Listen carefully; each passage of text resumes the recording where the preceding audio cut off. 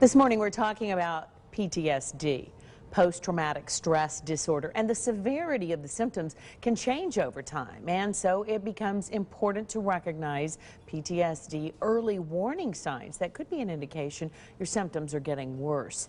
And of course we relate a lot of soldiers returning home from various conflicts and that are really hurting right now. We want to talk about that, but also the fact that a lot of other people may be suffering from PTSD as well. Counselor Courtney Armstrong is here with us. Welcome to our show, Courtney. Thanks, Cindy. So glad to have you here with us. And I know that you and I were speaking earlier. We're not only talking about our returning soldiers. No, we actually have had a lot of people in our area that have suffered post-traumatic stress after the tornadoes.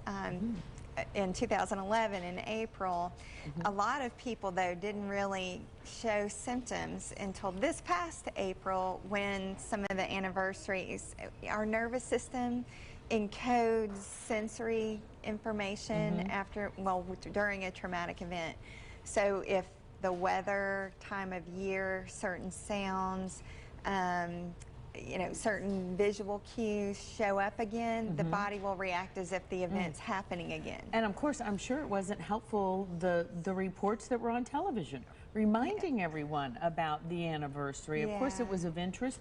We would naturally do it and talk about it, but that probably stirred up a lot of things as well. It may have, there's certain things like, we're coming up on the anniversary of 9/11 too. Like last year was the 10th anniversary, and I recommended people not watch footage because that could trigger, So yeah, it's a tricky thing because people want you to acknowledge that they've been through something really difficult, but how to do it without triggering everything. Well, and now, not everyone who goes through trauma is going to suffer later from PTSD. No, right? that's the good news, that actually only 30% of people who experience a traumatic event will actually develop post-traumatic stress symptoms. Okay.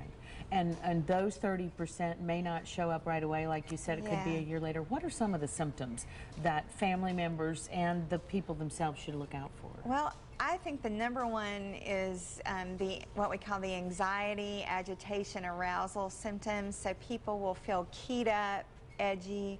Insomnia is a big thing that these people experience. So it's more like the nervous system is still thinking it's in danger, so you'll be hypervigilant, easily startled, things like that. That's one thing. The second thing people experience is re-experiencing through nightmares or flashbacks. So sometimes they can just be sitting in a meeting and image of the event will flash in their mind. So it's just the mind still trying to integrate and process.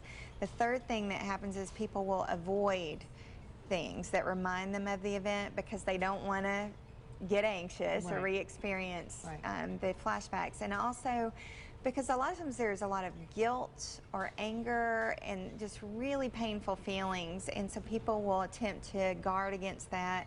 They numb out. Sometimes people slip into substance abuse in an effort to numb those feelings. Sounds to me like treatment can make a difference, can intervene. Yes, yes. Because this is important to be acknowledged and treated. Right? Yes, because the longer it's untreated, the worse it gets, and people can slide into even more severe depression or anxiety issues. So the good news is that we know a lot more about what works.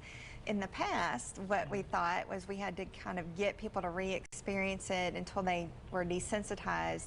So people did not want to do that. Well, now we know that doesn't really work as well. As the first step is, when I work with people, I train them how to calm their nervous system down.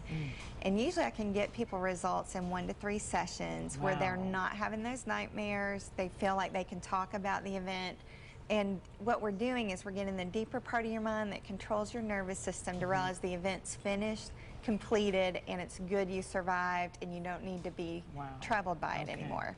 That is significant, and I think you brought a lot of hope to people who are watching right now who may be affected by it. So let's let everybody know how they can get in touch with you and find out more and find out how to get some help. Thanks, Courtney Cindy. Armstrong, and there you go, Courtney Armstrong, LPC. It's family counseling help, and the number there on the screen as well, 876-3490. We will put that on Facebook as well, so folks can get in touch with you. Courtney, Okay. thank you so much. Thank you, Cindy. Really enlightening. Yeah. Appreciate you being here with All right, us. thanks.